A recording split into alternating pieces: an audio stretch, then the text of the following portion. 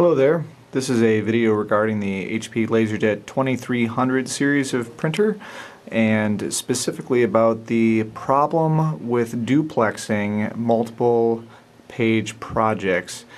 Specifically, this is a rather interesting issue because it involves the magnetic solenoids that are inside the printer and a issue with the adhesive that holds the noise-reducing bumpers in place here. Now, I'm not going to necessarily talk about how to get the printer to this state. There are plenty of guides available online for that, but this is just to talk about how to fix the issue with duplexing and jamming problems. So, what I want to point out here is that this printer is probably at least 5 or 6 years old. I don't know the exact date, and it was brought into us because it was jamming. Basically, these solenoids here help hold the gears in place. Sorry if that's a little bit blurry there. I'll try to back it out a little bit. Anyway, so these gears get held back and forth by these solenoids, which are little magnets down here. Now, originally, when HP sells these, there's a little tiny bumper that basically prevents that noise there. But over the years, that bumper gets worn down, and then all that's left stuck on the metal is just the adhesive that originally held the bumper in place. And you can already probably tell where I'm going with this.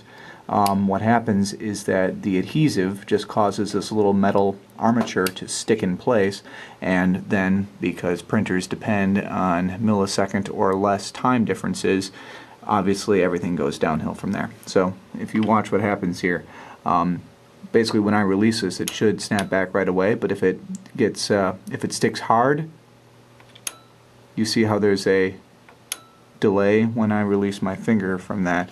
That's what's causing the printer to jam. The one that causes the duplex problems in particular, I think, is this one, which has the exact same problem as the other ones. So, we have to remove those solenoids. Once you have the solenoid removed, just one screw down there should do it. What you can do is remove the spring from the solenoid that holds the armature in place. And yeah, just to try to turn this into the light here, you can already see that there's all kinds of black gunk caked on the top and bottom there. That's the remainder of the bumper. So here's a bumper right there. And there might have been a little bit of one up there at the top as well. So here and here, we need to just get all of that stuff just rubbed completely off. You can replace it with something, maybe wrap some string or some sort of non-adhesive method, but really, for a printer this old, I'm just going to choose to leave it completely uncovered. It might make a little bit more noise, but at least we can be assured that this problem isn't going to happen in the future. So we go find some rubbing alcohol and a tissue and go to work on it.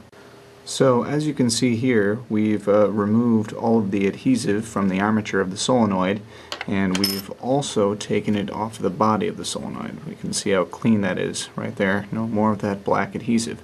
Now, while I was doing this, I looked online, and it seems that, contrary to what I said previously, what we do want to do is actually take some kind of piece of plastic or some sort of magnetic resisting stuff and just stick it back on the place where the adhesive used to be. The reason for that is that a lot of times people just clean that off like I was planning on doing, and they don't replace it, and then there's a problem with residual magnetism from the solenoid. So it fires, it causes the metal to still be slightly magnetic, and then you have the same jamming and timing issues because, once again, all it takes is a microsecond of delay and then the printer will jam.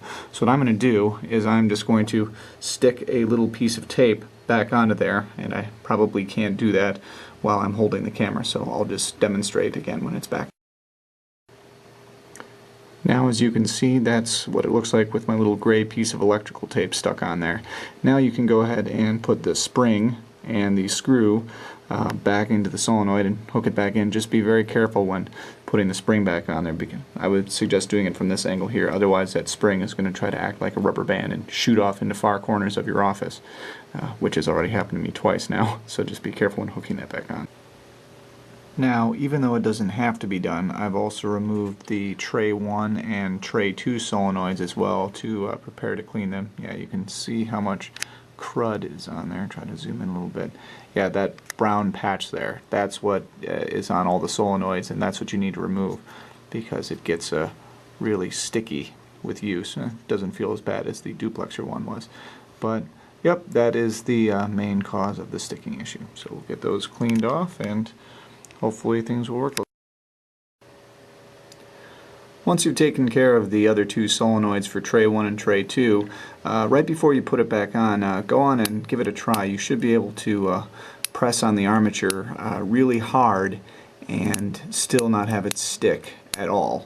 So that should mean that, of course, the adhesive, thanks to the little electrical tape I put on there, it's not going to pose a problem, and we're not going to have any issues with residual magnetism either.